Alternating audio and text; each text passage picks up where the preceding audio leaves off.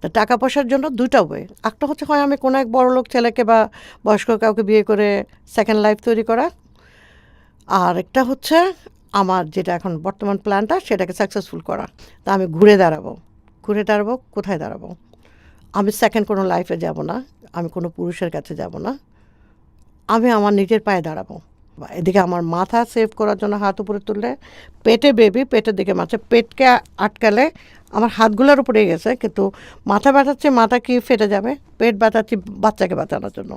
এই অবস্থাতে আমার ফাদার দেখে ফেললাম। ওই কথাটাই বলার জন্যই এখানে এসছে যে এই 17 বছর কষ্ট করো না, যখন দেখবা যে তোমাদের মন মালিন্য হচ্ছে, অ্যাডজাস্টমেন্ট হচ্ছে না, সময় থাকতে বেরিয়ে আসো।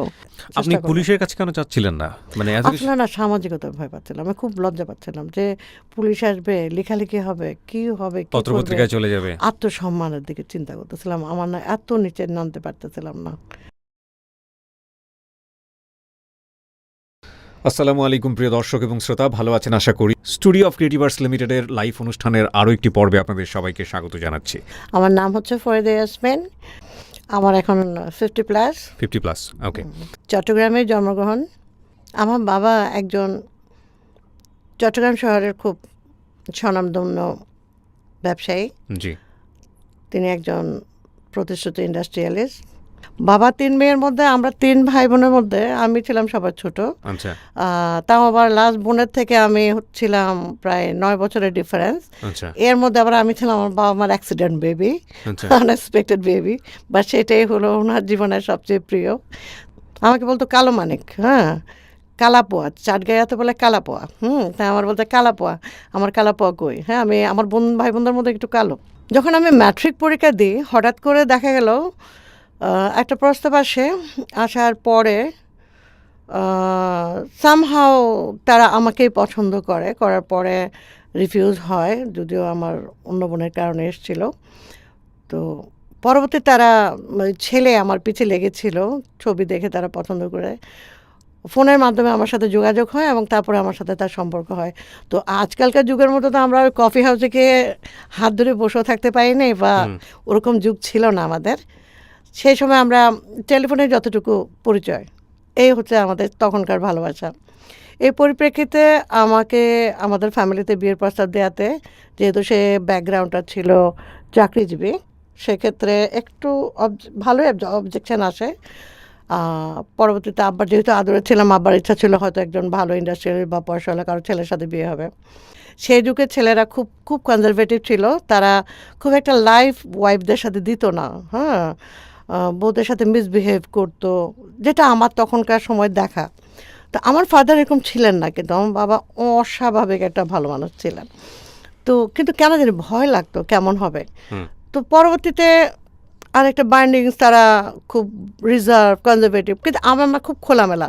আমার ইচ্ছা করতো যে আমার বিয়ে হবে, হাজব্যান্ডের সাথে কোথাও বেড়াতে যাব, চটপটি খাবো, রিক্সায় ঘুরবো, এই ধরনের। যদিও আমি গাড়িতেই বড় হয়েছি, কিন্তু আমার অন্যরকম একটা জীবন চিন্তা করতাম। তো যাই হোক, ওর সাথে আমার রিলেশনশিপ হওয়ার পরে আমি ভাবতাম যে এরকম একটা তো লাইফ পাবো। যাই হোক, চাকরিজীবী মানুষ, মানে ফুল টাইম তো আর ব্যবসায় সময় কাটিয়ে দেবে না, কমসে কম আমাকে কিছুটা সময় দেবে। পরবর্তীতে অনেক চড়াই উতরাই পার হওয়ার পরে বিয়েটা হলো। বিয়েটা যখন হয় তখন আমার ম্যাট্রিক পরীক্ষা দিয়েছে, রেজাল্টটা আমার বিয়ের 1 মাস পরে বের হয়। ফ্যামিলি থেকে তাকে বলার ছিল যে আমাকে কন্টিনিউ করাবে পড়ালেখা। একে পছন্দ করার পিছনে একটা ইচ্ছা ছিল, সে ঢাকা ইউনিভার্সিটি আইবি থেকে MBA করার ছেলে। তো আমার একটা শখ ছিল, হয়তো সে যেহেতু শিক্ষিত ছেলে, সে আমাকে পড়াবে, ওটাই একটা স্বপ্ন ছিল। আমার ফাদার সেটা বলেছিল। 6 মাস পরে যে ঘটনাটা ঘটলো, যে কারণে আজকে এখানে বসা, বা 6 মাস পরে হঠাৎ করে আমি যে ভালোবাসা দিয়ে, যে বিশ্বাসটা নিয়ে লাইফে এসেছি, হঠাৎ করে আমার সাথে একটা খুব ইনসিডেন্টস ঘটলো, যে বাজেভাবে।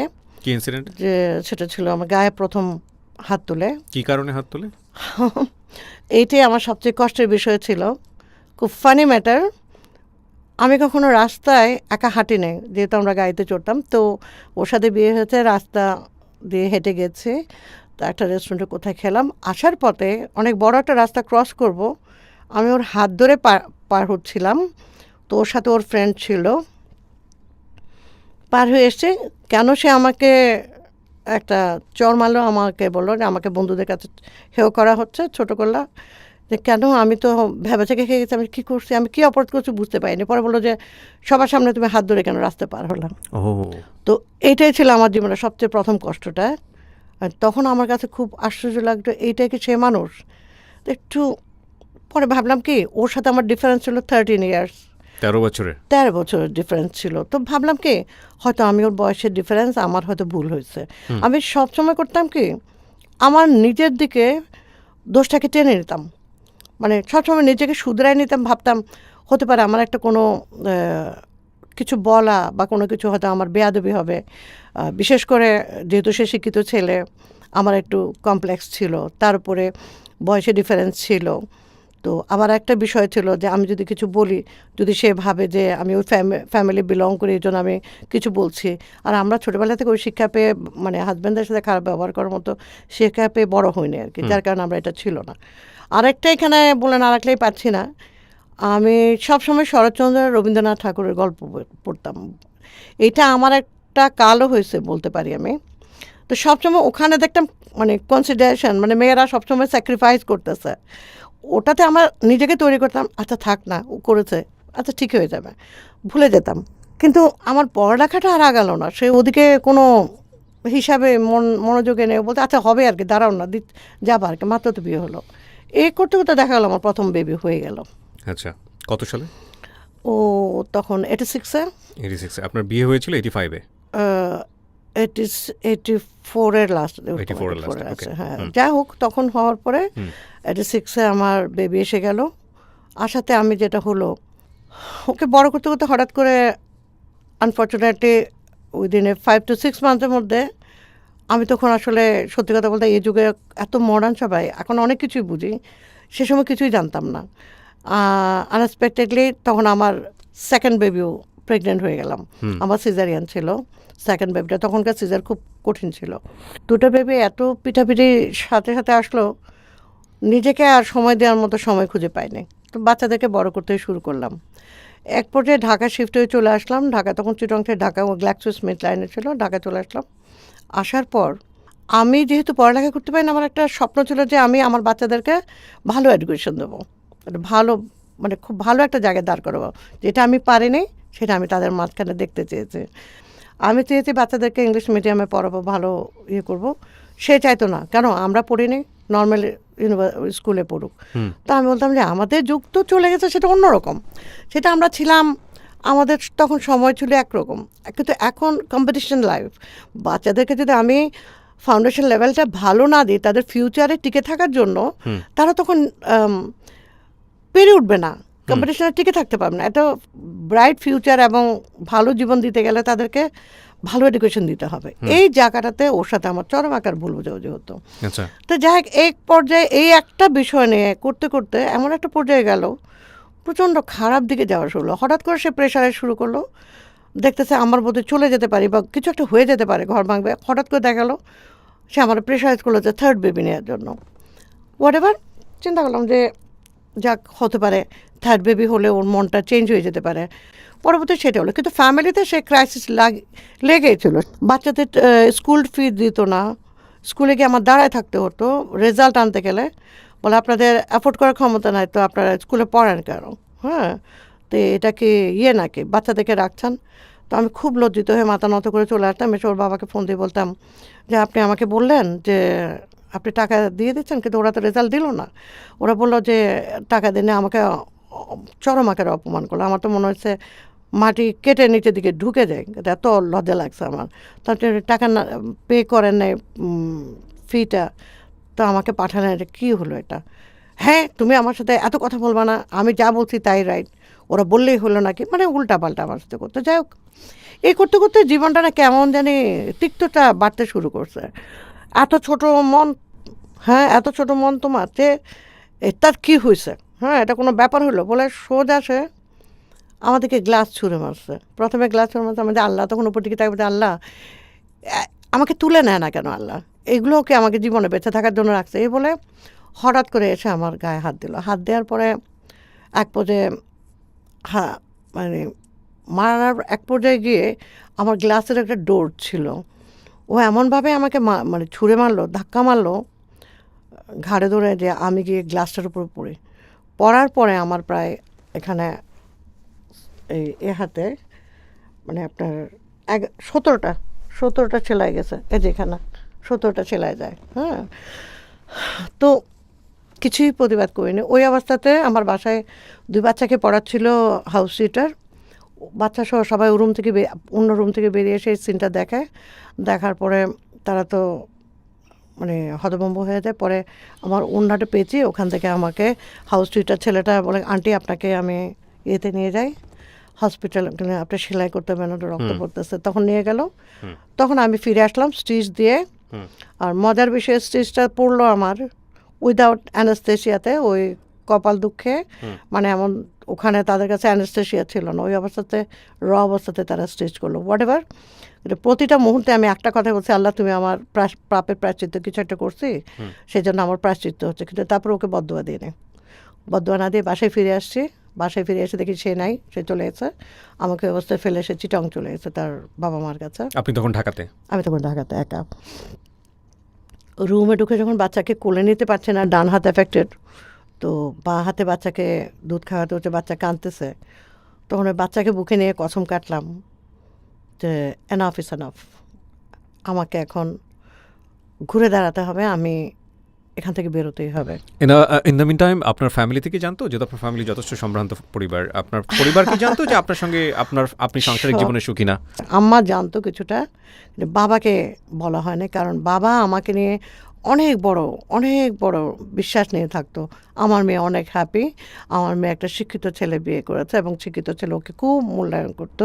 আমাকে বেরিয়ে আসতে হবে, আমার এই জগতে আমি থাকতে পারবো না, তাহলে আমি অ্যাট এনি টাইম আমার যে কোনো একটা অ্যাক্সিডেন্ট হবে, কিন্তু আমি কিছুই পাবো না, আমার বাচ্চাদের কিছুই হবে না, আমার লাইফ কেউ আমি বুঝতে পারছি না। ইন দ্য মেন টাইম আমার ফাদার আমাকে একটা ল্যান্ড দেয়, সেই ল্যান্ডে এইটার দিকে মোটামুটি আমি একটু প্রস্তুতি নিচ্ছি যে বাবা যে জায়গাটা দিল কী করা যায়, কিন্তু আমি তো একা কিছুই করতে পারবো না। 99-এ আমার ফাদার হঠাৎ করে কি মনে করে ওখানে ফাউন্ডেশন দিয়ে আমাদের একটা ডিজাইনের উপরে, প্ল্যানের উপরে আব্বা একটা ডুপ্লেক্স বাড়ি করলো, বেশ ভালো হাইরাইজ ফাউন্ডেশন দিয়ে। তা আমি ঘুরে দাঁড়াবো, কোথায় দাঁড়াবো? আমি সেকেন্ড কোনো লাইফে যাব না, আমি কোনো পুরুষের কাছে যাব না, আমি আমার নিজের পায়ে দাঁড়াবো। যদি আমার ব্যাকগ্রাউন্ডে অত বড় শিক্ষার কোনো যোগ্যতা ছিল না, কিন্তু আমার মনোবল ছিল, আমার একটা শক্তি ছিল, ইনশাল্লাহ আমি পারবো। বাবা হঠাৎ 99-এ মারা গেলেন। বাবা ডুপ্লেক্স করার পরে বাবা দেখতে পেল যে বাবার বাসায় বসে সে আমার গায়ে হাত তুললো। তখন আমার ছোট ছেলে, আমি তখন 6 মান্থস প্রেগনেন্ট, ডেলিভারির আগেও একটা ঘটনা ঘটেছিল। তখন 6 মান্থস প্রেগনেন্টে যখন আমার বাবার বাসায় হাত তুললো, সেটা কিন্তু আমার বাবা রুমে ঢুকে হাতে নাতে দেখেছে, সেটা ওর হাতে রড ছিল। তো সেই অবস্থায় আমার বাবা এদিকে আমার মাথা সেভ করার জন্য হাত উপরে তুললে, পেটে বেবি, পেটের দিকে মারছে, পেটকে আটকালে আমার হাতগুলোর উপরে গেছে, কিন্তু মাথা বাঁচাচ্ছে, মাথা কি ফেটে যাবে, পেট বাঁচাচ্ছি বাচ্চাকে বাঁচানোর জন্য। এই অবস্থাতে আমার ফাদার দেখে ফেললো। আমার ফাদার যখন ঢুকলো উল্টা আমাকে ব্লেম করছে, জানেন আপনার ছেলে, আপনার মেয়ে বেয়াদব, সে আমার সাথে তর্ক করে এই করে। আমি তাকায় রয়েছি, আমার মেয়েরা বাচ্চা দুটো ভয়ে দরজার পিছনে আড়ালে লুকিয়ে ভয়ে কাঁদতেছিল। তো ওদের তখন বয়স 5-6 বছর ছিল, 5-7 বছর ছিল। তো যাই হোক, পরে আমার বাবা বললো যে আমার মেয়ে দোষ করেছে, হ্যাঁ বুঝলাম, বলে আপনি এখন আপনার বাসায় চলে যান। আমার বাবা ওকে সম্মান করে আপনি এখন বাসায় চলে যান। বলে আপনি ওর বিচার করবেন না? বলে বিচার তো আমার হাতে তুলে দেন না, বিচার তো আপনি করেছেন, আপনি এখন বাসায় চলে যান, এ বিষয়ে পরে কথা হবে।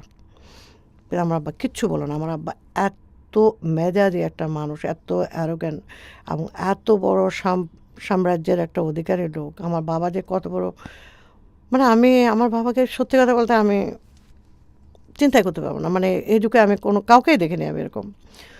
ওকে ছোটো করলো না, ওকে বললো যে ওর বাসায় চলে যেতে। পরে আমাকে রাতে জিজ্ঞেস করছিল যে কী হয়েছিল। আমি বললাম যে সরি বাবা, বাদ দেন, আর এই বিষয়ে কথা বলতে চাচ্ছে না, এমনি হচ্ছে। বলে এমনি হয়নি, বল তো কী হয়েছে। তাহলে বাবা বাদ দেন না, আমি কালকে ঢাকা যাচ্ছি, কাজ আছে বাচ্চাদের স্কুল, মানে তোর না আরও 1 মাস থাকার কথা। আরে না ওদের কোচিং আছে, পড়তে হবে। আসলে মিথ্যা কথা, পালিয়ে যাচ্ছে, কারণ আমি আর সত্য কথা বলতে পারবো না, কারণ আব্বা আমাকে এত বিশ্বাস করে। সেদিনই তো বাবা বুঝে গেছিল যে আমার মেয়ের অনেক খারাপ দিন আসতেছে, আমাকে কিছু করতে হবে। এটা বাবারা তো মন তো বুঝবেই, আর উনি তো আমাকে অনেক ভালোবাসতো। তো না, তখন বললাম যে আমি পারতেছি না, হ্যাঁ আমি চলে আসবো। এই কথা বলতে না বলতে আমার বাবা এত সিরিয়াস অসুস্থ হয়ে গেল, বাবাকে তখন সরাসরি ব্যাংকক নিয়ে যাওয়া হলো। 6 মাস ফাইট করলো লাইফের সাথে, প্রচণ্ড কষ্ট পেলো। আপ ডাউনে ছিলাম আমি আর আমার ভাই, ছুটাছুটি করেছে, কিন্তু পরে ওখান থেকে ডক্টর এবং নার্স নিয়ে এসে এয়ার অ্যাম্বুলেন্সে পরে বাংলাদেশে 2 মাস থাকার পর মারা গেল। 8 মান্থসের মাথায় মারা গেল। কিন্তু আমার দুঃখ হলো আমার বাবাকে নিয়ে আমি আবার শেষ পর্যন্ত আর একসাথে থাকা আর হলো না। যেহেতু আমার আব্বা যে বাড়িটা করছিল তার একটা প্ল্যান ছিল, সেই প্ল্যান অনুযায়ী আমি তখন ইঞ্জিনিয়ার সাথে বসে আমি নিজে একটা তৈরি করলাম যে এটাকে কিভাবে বাড়িটা হাই রাইজ করা যায়। এবং সেই সময় তখন আমি করলাম কি, আমার ফ্যামিলি থেকে প্রাইভেট একটা লোন নিয়ে আমি তখন বাড়ির কাজটা শুরু করে দিই। ওর যাতে ভুল না বুঝে সেই কারণে চিটংয়ে থাকতো আমার শ্বশুর শাশুড়ি, আমি থাকতাম ঢাকায়। আমি ঢাকাতে বাচ্চাদেরকে আমার একটা আয়া ছিল ওর কাছে রেখে চিটংয়ে এসে আমি বাড়ির কাজটা করতাম শ্বশুরবাড়িতে থেকে, যাতে এই কমপ্লেক্সে না ভুগি যে আমি বাইরে কোথাও গিয়ে থাকতেছি। ইভেন আমার বাবার বাড়ি ছিল, আমি কখনো থাকিনি, যেন আমি ওখানে থেকে ওদের মনটা চলে নেবো, শ্বশুরের সাথে থেকে বাড়ি কাজটা শুরু করছে। একটা বিষয় আমি একটু মানে এতক্ষণ ধরে শুনছিলাম, তো আমি একটু হ্যাঁ, কমপ্লিমেন্ট please, করতে please, চাই। please. যেটা আপনি অনুষ্ঠান শুরুতেই বলছিলেন যে আমি আপনার ছেলের বয়সী, আসলেই তাই। এবং সেই জায়গাটায় আমি পুরো গল্পটা যখন শুনছিলাম আমার কাছে কেন জানি মনে হচ্ছিল আমাদের সমাজে কিন্তু অর্থনীতি কিন্তু অনেক বড় একটা ব্যাপার। মানে লাইক আপনার বাবার যেই প্রপার্টি আছে বা আপনারা যে ধরনের সোসাইটিতে বিলং করেন, সেই জায়গা থেকে আপনি যাকে বিয়ে করেছিলেন তারা ওই রকমই ছিল কি? না, প্রপার্টি থাকার পরেও সাধারণত এরকম হয় নাকি মেয়েরা মানে জামাইয়ের এত কিছু সহ্য করে মেনে থাকে? আমার কাছে অবাক লাগছে খুব।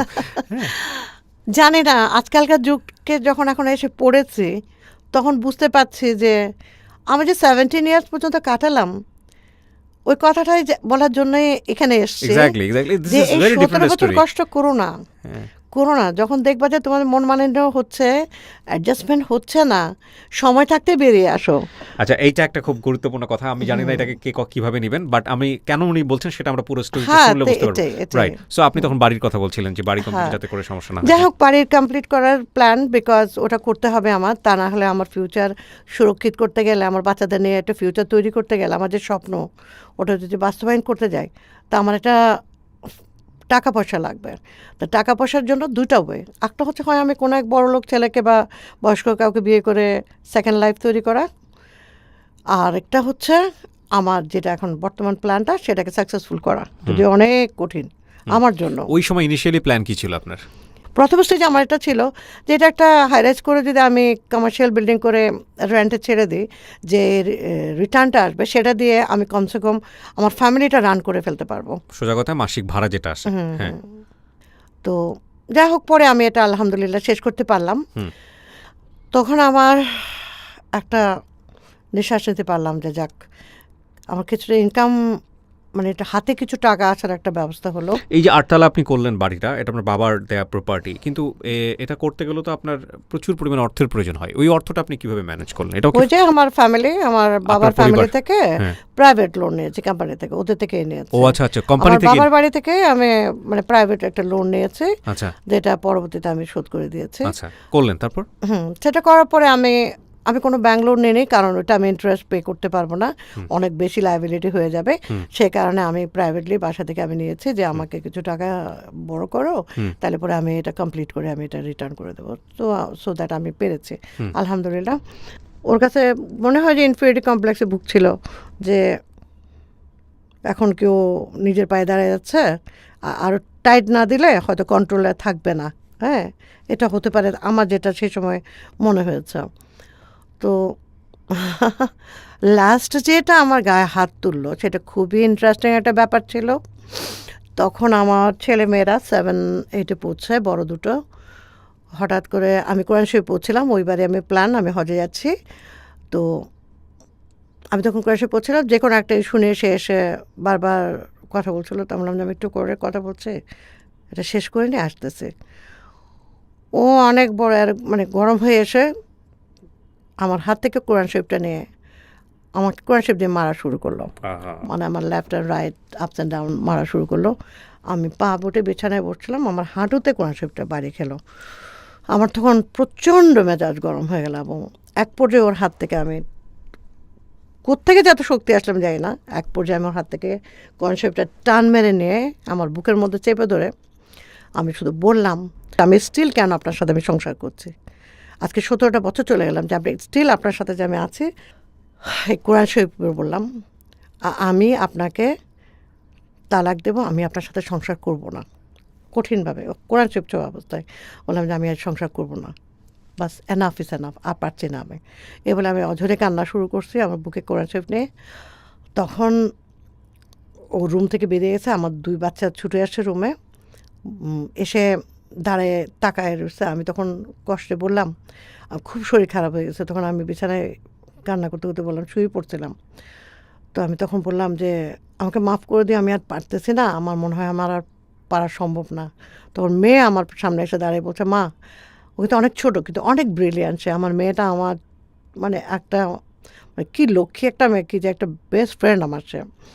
তো সে ছোটো বয়সে আমাকে বলছে, বলে আমি জানি তুমি আব্বুকে ছেড়ে বেরিয়ে আসতে পারতেছো না, সমাজ কী বলবে, আমার দিকে তাকিয়ে তুমি আব্বুকে ছাড়ছো না, কারণ ভবিষ্যতে আমাকে বিয়ে দেবে কী করে। এত ছোটো মেয়ে, 7, 8 পড়া মেয়ে, সে আমাকে বলছে এই কথা। আমি তোমাকে বলছি, তুমি এই লোককে ছেড়ে দাও, তুমি যদি এই লোকটা না ছাড়ো, তুমি যে কোনো দিন তোমার আম্মু তোমাকে মেরে ফেলবে। হ্যাঁ, তো আমার খুব কষ্ট হয়েছে এই কথাটা শুনে। আমি ওকে জড়াই দিয়ে বললাম যে আমাকে মাফ করে দিস, আমি বোধহয় আর টানতে পারতেছি না, আমি আর পারবো না। তো তখন গিয়ে সে বাচ্চারা বলছে না, ওর বাবা কিন্তু শুনছে ড্রয়িং রুম থেকে সব কথা শুনতেছে। তখন আমি ডিসিশন নিলাম।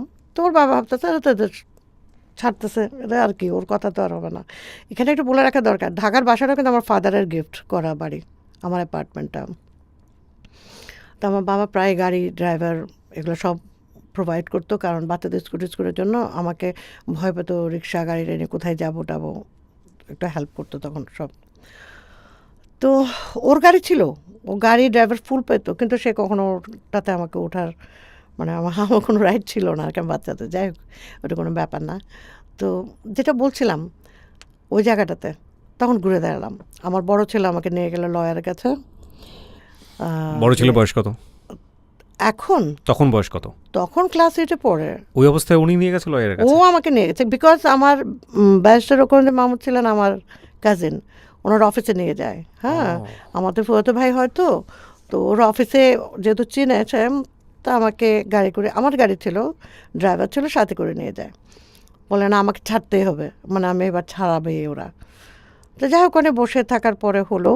আপনারা কি একই জায়গায় একই ছাদের নিচে ওই মুহূর্তে ছিলেন? একসাথে ছিলাম। এক ছাদের নিচে থেকে ডিভোর্স মজার করা তো কথা এগুলো সব বাদ দিই, ডিভোর্স তো হইলো, ডিভোর্স লেটার পাঠানো হলো, ও পেলো, ও পেয়ে অ্যারোগ্যান্টলি অফিস থেকে ছুটে এসে আমাকে আবারও গায়ে মানে হাত তুলতে আসলো। অফিসে পাঠিয়ে দিয়েছিলেন ডিভোর্স লেটার? আমি ওর অফিসে পাঠাতে সাহস করতে পারিনি, কারণ থাকছে তো আমার ঘরে।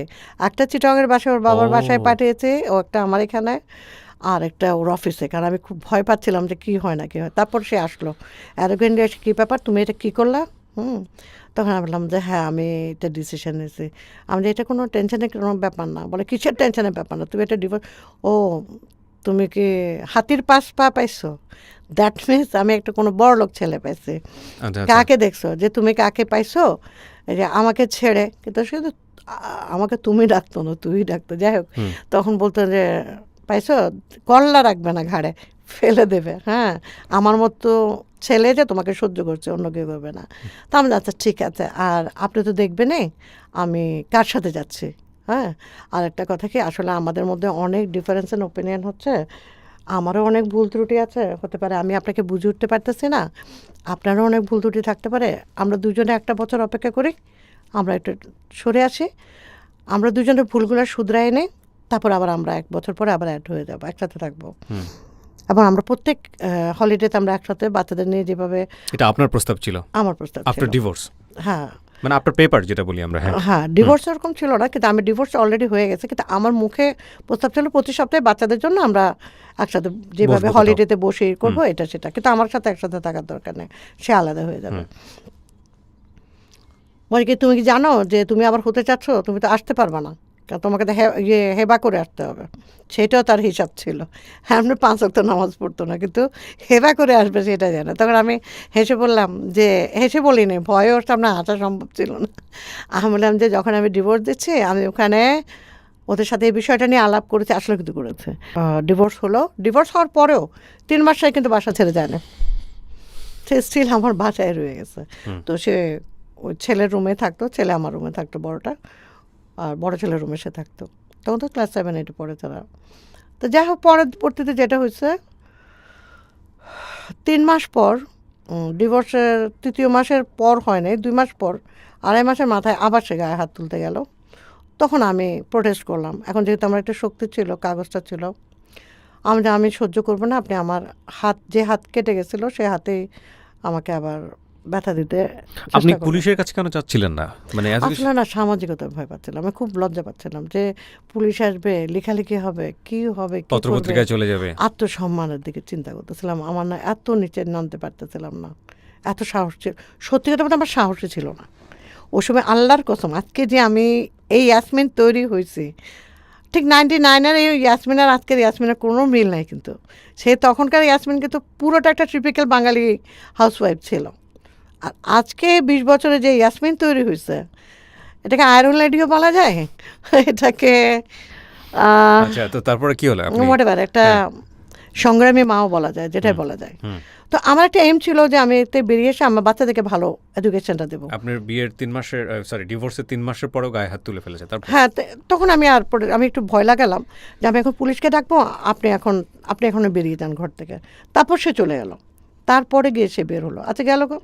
তারপরে আমার জীবনটা আমার মতো করে তৈরি করতে একটু দাঁড়াতে 1টা বছর লেগে গেছিলো, কারণ ওর সাথে আমার, আমি সংসারটাকে খুব ভালোবেসে তো এত দূর আগাইছি। আর 17 বছর ও চলে যাওয়াটাও আমার অ্যাকসেপ্ট করে নিতে আমার অনেক কষ্ট হয়েছে, কারণ আমি ওকে অনেক ভালোবাসতাম। টু বি অনেস্ট, আমি ওকে অনেক ভালোবাসতাম। আমি কোনো চিন্তাই করতাম না ওর জীবনে আর অন্য কোনো মেয়ে আছে, কারণ আমি আমার মতো চিন্তা করতাম যে আমার জীবনে ও, ওর জীবনে আমি, আর কেউ না। আর এত ফাইট করে কেনই বা বিয়ে করলাম তাইলে তখন, যদি অন্য কেউ জীবনে আসে। যাই হোক, এটা এই যুগের জন্য কোনো মূল্যায়ন, কোনো কিছু মূল্যবান বিষয় না আমার এই কথাটা। তো এটা আমার পার্সোনাল হার্ট ফিলিংস। এর পরবর্তীতে যেটা হলো, আমি ধীরে ধীরে নেমে গেলাম লাইফে। আমার বাচ্চাদের মানুষ করার পিছনে এই ফাঁকে করতাম, যেটা হলো আমার কনস্ট্রাকশন সাইটটা করার পরে আমার একটা নিজে থেকে মানে মানে যেটা কী বলবো, পার্সোনাল একটা কনফিডেন্ট আসলো যে আমি তো পারবো। তখন আমার ফ্রেন্ড সার্কেলরা আমার এই জিনিসটা দেখে তখন বললো যে তুই তো ভালোই করেছিস, তুই আমারটা দেখতো, আমার এটা কি করা যায়। এই থেকে আমি কিন্তু খুব সাহসিকতার সাথে আমি যে কোনো কাজে নেমে গেছি। আচ্ছা, দেখে তোদের ল্যান্ডটা কতটুকু আছে দেখি, তারপরে যাই, ইঞ্জিনিয়ার সেট আপ করলাম। সব কিছু করতে করতে মানে ইন্টেরিয়ারটা আমি নিজেই করতাম, আমার খুব ভালো লাগে। কিন্তু সবচেয়ে মজার কথা, আমার কোনো ব্যাকগ্রাউন্ডে কোনো ইন্টেরিয়ার কোনো কোর্স করা নাই, ম্যাট্রিক পাশের পরে আর পড়াশোনা করা কোনো কিছুই নাই। কিন্তু গড গিফটেড একটা শক্তি হয়েছে বললাম। আমি সবসময় বাইরের ইয়েগুলোকে ফলো করতাম, অনলাইনে সবসময় দেখতাম যে কোথায় সবচেয়ে নতুন কী জিনিস দেখা যাচ্ছে, ঘরের ভেতরে ইন্টেরিয়ারে কী কী জিনিস করা গেলে নতুনত্ব আসবে। এই জিনিসগুলো আমি সবসময় ফলো করতাম, আমার খুব ভালো লাগতো। তো করতে করতে কেমনে আর কিছু জিনিস ছিল আমার ইনস্ট্যান্ট, কাজ করতে করতে আমার মাথায় চলে আসতো এই জিনিসটাকে এভাবে করা। তো আল্লাহর মধ্যে একটা নিউ কনসেপ্টে কাজ করতাম, আমার কিছু এক্সট্রা মানি আসা শুরু করলো, হালকা পাতলা যেভাবে আসলো চললো। খুব যে একটা বিশাল আকারে করেছি তা না। হ্যাঁ, এই বর্তমানে আমি যে অবস্থায় আছি আমি মনে করছি অনেক অনেক আলহামদুলিল্লাহ অনেক বেটার আছে। এই কারণে বলবো। আচ্ছা, যাই হোক, পরবর্তীতে আমার বাচ্চাদেরকে আমার নিজের মনের মতো করে মানুষ করার যে মোটোটা তৈরি করেছিলাম, ওটাতে আমি ফোরকাস্ট করলাম, নিজের লাইফটাকে ঢেলে দিলাম। ওদেরকে ঢাকাতে আইবিতে পাশ করলো বড় ছেলে, মেয়ে করলো ইয়েতে আপনার ফ্যাশন ডিজাইনার টেক্সটাইল ডিপ্লোমা করলো, ব্যাঙ্গালোরে গেল, সেখানেও আমি তাকে নিয়ে গেলাম, করালাম যতটুকুতে পারলাম। আমার ইচ্ছা ছিল ইউরোপের সাইডে একটা ভালো কিছু করুক, একটা স্টাবলিশ করুক, এই ধরনের কিছু একটা প্ল্যান ছিল। আর ছেলেকে অস্ট্রেলিয়ায় পড়াবার একটা খুব স্বপ্ন ছিল। ধীরে ধীরে সেটাও আল্লাহ আমার পূরণ করলো। মানে আপনি নিজে এসএসসি পাস করলেন না, অথচ ছেলে মেয়েদেরকে আপনি দেশের বাইরে পড়াশোনা করালেন। হ্যাঁ, ওই যে আমার স্বপ্ন ছিল, এবং সবই আপনার এগুলো নিজের সব আমার একার চেষ্টায়। এবং আমার বড় ছেলেকে নিয়ে কোন কোন অফিস থেকে কিভাবে ওগুলাকে সেটিং করে সবগুলা রেজিস্ট্রেশন করে বাইরে নেওয়া থেকে ওই দেশে আমি ছেলেকে একা ফ্লাই করে যাওয়া থেকে এবং সেই ইউনিভার্সিটিতে ওই অ্যাডমিনের ডিপার্টমেন্টে গিয়ে কথা বলে অ্যাডমিশন নেওয়া থেকে ওখানের কোন ইয়েতে থাকবে, মানে ওটাকে কি বলে, ডোমেটরিমে দেবো না, কারণ আমি অ্যাফোর্ড করতে পারবো না, যাদের সাথে একটা গ্রুপে একটা কোনো একটা অ্যাপার্টমেন্টে থাকবে সেইটা পর্যন্ত সেট আপ আমি একলা করে এসেছি। আলহামদুলিল্লাহ আমি ওয়ার্ল্ডের বাইরে গেলে একটা জিনিস, তার আগে থেকে আমার একটা ইয়ে ছিল, আমি এশিয়া সাইডে অনেক ঘুরেছি। আচ্ছা, আমার বাচ্চাদের নিয়ে আমার একটা খুব একটা বড় ইয়ে ছিল, সবসময় আমি করতাম। আমার কিছু টাকা জমিয়ে, ওর বাবা থাকতো, আমি ওদেরকে নিয়ে ইন্ডিয়া গেছি, ব্যাংকক গেলাম, সিঙ্গাপুর গেলাম, এভাবে আগেও ঘুরেছে। তো যার কারণে একটু সাহস ছিল, যখন ওকে নিয়ে বের হলাম তো অতটুকু আর ভয় পাইনি। কারণ ওই আমি একটা জিনিস শিখে গেছি, যে দেশেই যায় না কেন ম্যাপটা হাতে থাকলে হলো। ওই সিটি ম্যাপ বা পুরাটার কিভাবে মুভমেন্টের করতে হবে, রেলে। একদম। এটাই আপনার আপনার আপনার আপনি যার সঙ্গে সংসার করছিলেন সেই ভদ্রলোকের কি অবস্থা? উনি উনি তখন কোথায় আচ্ছা, এখানে এরপরের কাহিনী যেটা হলো, সে সেকেন্ড লাইফে চলে গেল? আমার যদিও 1 বছরের মধ্যে অপেক্ষা করার কথা ছিল, কিন্তু সেটা সে রাখে নাই, যে অলরেডি আরেকজনের সাথে এঙ্গেজ হয়ে যায় এবং তা পরবর্তীতে তাকেই বিয়ে করে। হ্যাঁ, সে মেয়ের সাথে তার বিয়ে শাদী হয়ে যায়। আর আমার জীবনে আমি আর পরিবর্তনে আনিনি। আজকে 20 বছর 21 বছরে পা দিলাম, তো আমি আর চেঞ্জ করতে পারলাম না, কখনো চিন্তা করিনি। কেন করেননি? চিন্তা করিনি, প্রপোজাল যে আসে নাই তা না, কিন্তু হঠাৎ করে তখন ভাবতাম যে ইয়াং সময় যখন প্রপোজালগুলো এসেছিলো তখন ভাবলাম যে না, একবার ভাবতাম যে করি, কী হবে, একটা একটা কারোর উপর ডিপেন্ড করা যায়। আবার ভাবলাম যে না, বিয়েটা যদি করি তখন দেখা যাবে সেই ভদ্রলোকের অনুগ্রহে পালিত হবে, তখন দেখা যাবে কিছু একটা চাইলাম বা কিছু একটা করলাম, বাচ্চাদেরকে মনের মতো বড় করতে পারবো না। হ্যাঁ, তখন কথা নিচে থাকতে হবে, বাচ্চারা একটা ছোট হয়ে থাকবে, হীনমন্যতায় ভুগবে। হয়তো আমি রাজরানী হয়ে যাবো, অনেক সুন্দর থাকবো, কিন্তু বাচ্চারা তো তখন সেই লাইফটা পাবে না। সেটা মনে করে নিজেকে বিসর্জন দিয়ে দিয়েছে, না থাক, যাব না, আমি বেটার। পুরো লাইফটাই তো স্যাক্রিফাইসে চলে গেল কারো না কারোর জন্যে।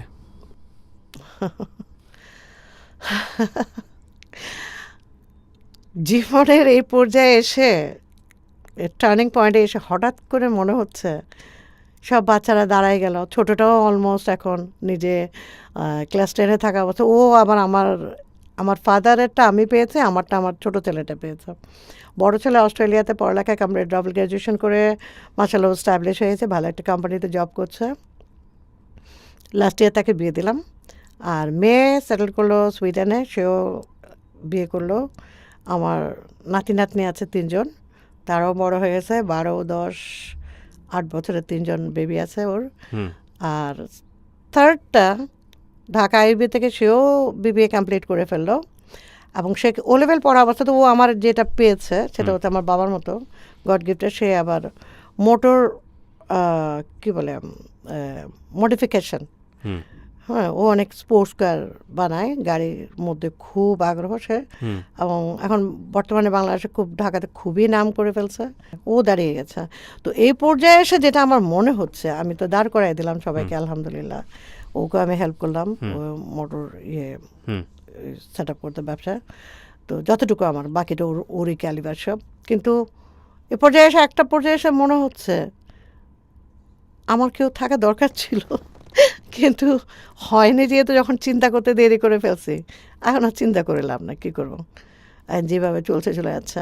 বাট একটা জিনিসকে ওই জগৎ থেকে বেরিয়ে আসার পর মনে হলো যে আমার মতো ফ্রি বার্ড আর কেউ নাই। আই এম রিয়েলি মানে একটা স্বাধীন একটা মেয়ে, যে স্বাধীন বলতে স্বাধীনতাকে এক্সপ্লয়েট করে না, মানে আমি নোংরামিতে বলবো না, আমি বলবো এইভাবে জীবনটাকে আমি উপভোগ করেছি। কিভাবে আমি আমার ছেলের কাছে চলে যাই, আমার মেয়ের কাছে চলে যাই, আমার যখনই মন চায় বিভিন্ন দেশ ট্যুর করতে চলে যায়। মেয়ের এখানে যখন যাই সেখানে দেখা যায় যে ইউরোপের ওদিকে গেলে আদার্স, ও থাকে সুইডেনে, আদার্স কান্ট্রি, সুইজারল্যান্ড অথবা প্যারিস অথবা আদার্স, এগুলো যখন ঘুরতে চলে যায় ভালো লাগে। ছেলের এখানে যায়, সেখান থেকে বিভিন্ন কান্ট্রিতে ঘুরে বেড়ায়। তো এইটা এখন আমার একটা অভ্যাস হয়ে গেছে, এখন ভালো লাগে, যখন বোরিং লাগে, একা লাগে, তখন ওইটাকেই জীবনের সঙ্গী করে নিচ্ছে। একটা মেয়ে যদি ইন্ডিপেন্ডেন্ট হয়, সে পড়ালেখা যতটুকু হোক, তার লেভেল থেকে সে যে কাজেই পারুক না কেন সেটাকে সে স্ট্যাবলিশ করুক, তার অস্তিত্বটা প্রকাশ করুক, এবং হুম। সে কাজ থেকে তার হাজব্যান্ডকে সে হেল্প করতে পারছে, তার ফ্যামিলিকে সে হেল্প করছে। In case of any circumstances যদি তার হাজব্যান্ড নাও থাকে, তার বাচ্চাদের নিয়ে তার সেকেন্ড থট কারোর জন্য চিন্তা করতে হবে না, যেটা আমার লাইফটাকে আমি এই একটা জিনিস দিয়ে আই এম সো হ্যাপি। আজকে বিবাহিত জীবনের 17 বছর আর এখানে 21 বছর, এই স্টেজে এসে আমি এখন একটা জিনিসই পেলাম যে মেয়েদেরকে শুধু দাঁড়াতে হবে অন্য কিছুর জন্য না, তার নিজের জন্য, তার নিজেকে টিকে থাকার জন্য, কার উপর ডিপেন্ডেন্ট করার জন্য না। 17 বছর সংসার করার পরের আপনার যে উপলব্ধি সেটা আপনি মাঝখানে একবার বলে দিয়েছেন, যদি আপনার গিভ আপ করতে হয় আরও আগেই গিভ আপ করা উচিত, এত ডিলে না করা উচিত। হ্যাঁ, সেই জায়গাটা নিয়ে আমার কোনো বলারতে আমার কোনো আসলে আপত্তি নেই, আমি এগ্রিড আপনার সঙ্গে।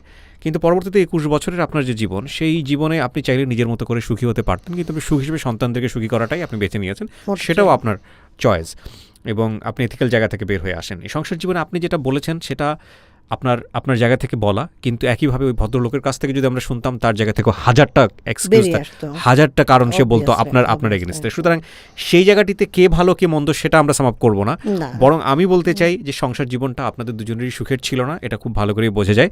সেই অসুখটা কতদিন বয়ে বেরিয়েছেন, সেখান থেকে বের হয়ে এসছেন কীভাবে, নিজের পায়ে দাঁড়িয়েছেন, সেটাই মূলত গল্প। আমি শেষ প্রশ্নটা করতে চাই আপনার কাছে, এই মানুষটাকে নিয়ে তো আগে করে বললেন, এই একটা মানুষকেই কি সারা জীবনে ভালোবেসেছেন অন্তরের দিক থেকে?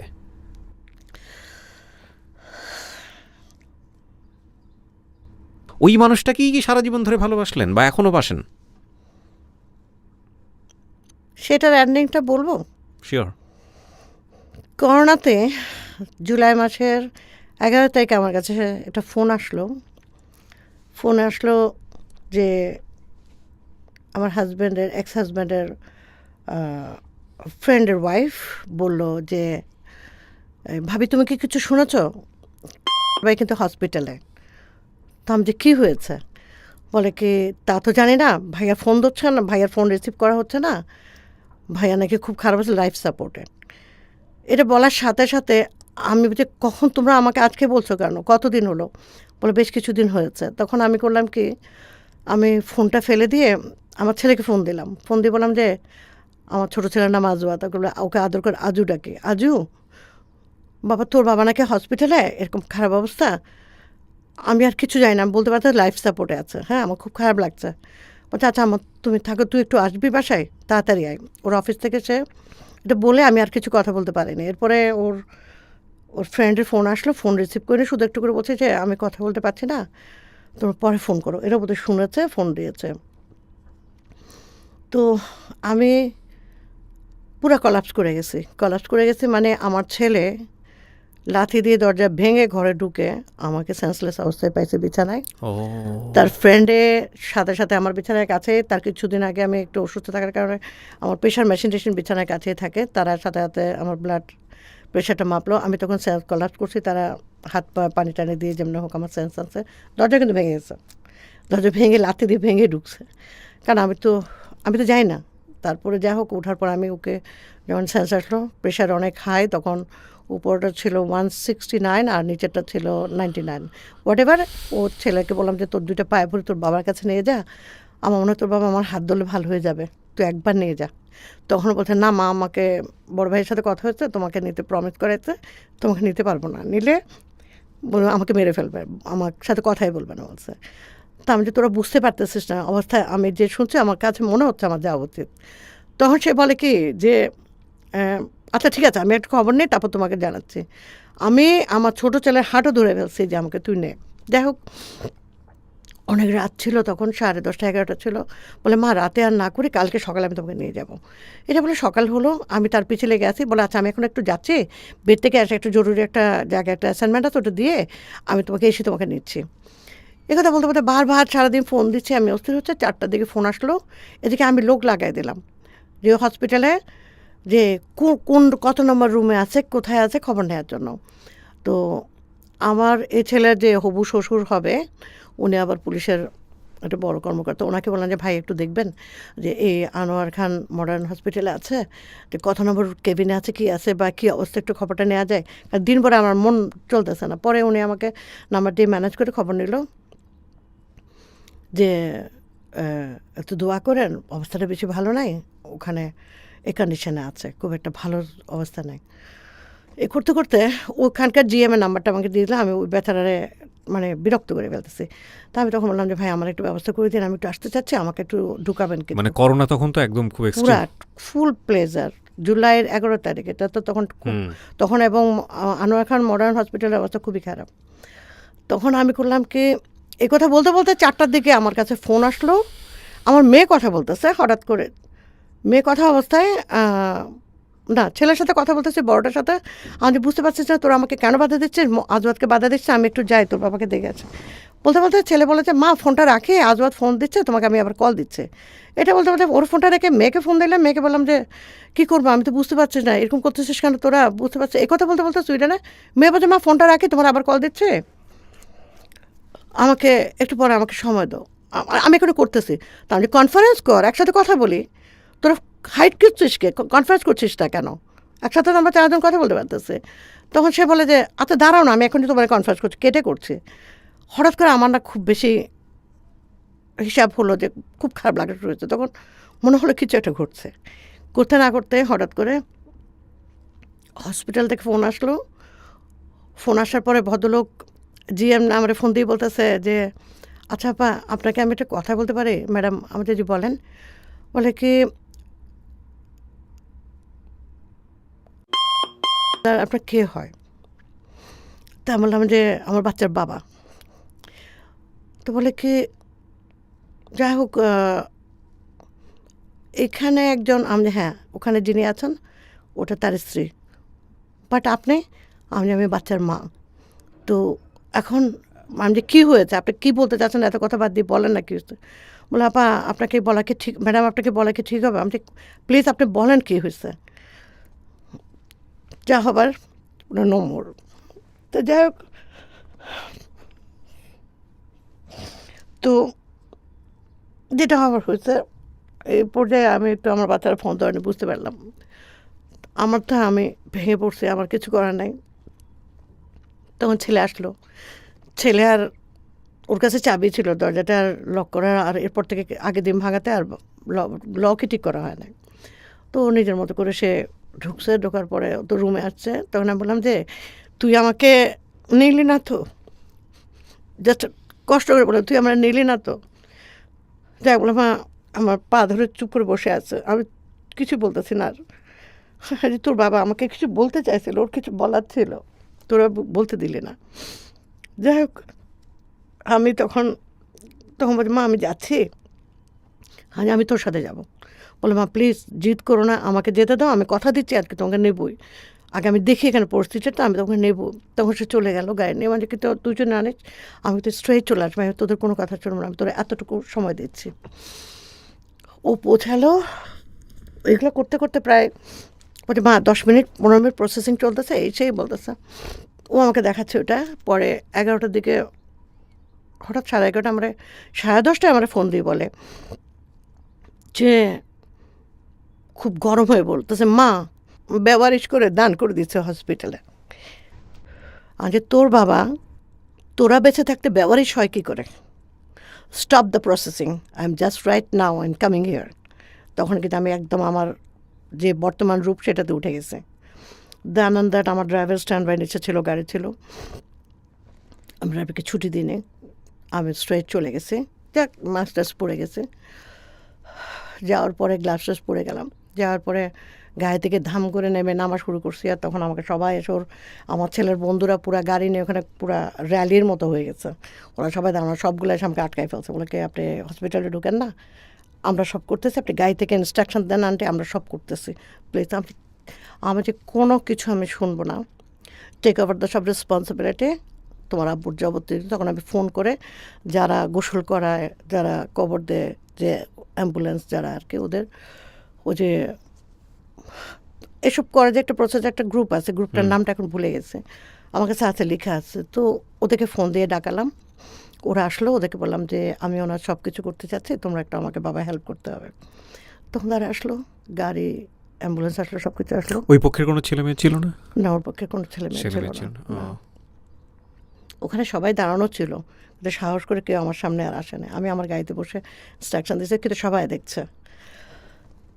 পরে আমি সমস্ত দায়িত্ব নিয়ে ওর বাবার গাড়ির সামনে চলতে থাকলো, মনে হচ্ছে একটা বিশাল রাজকীয় একটা বিয়ে, মানে বহর যাইতেছে ওর গাড়ির সামনে, তারপরে আমারটা, তার পেছনে প্রায় 11টা গাড়ি, 11-12টা গাড়ি, সব বন্ধুর গাড়িরা সবাই আসলো।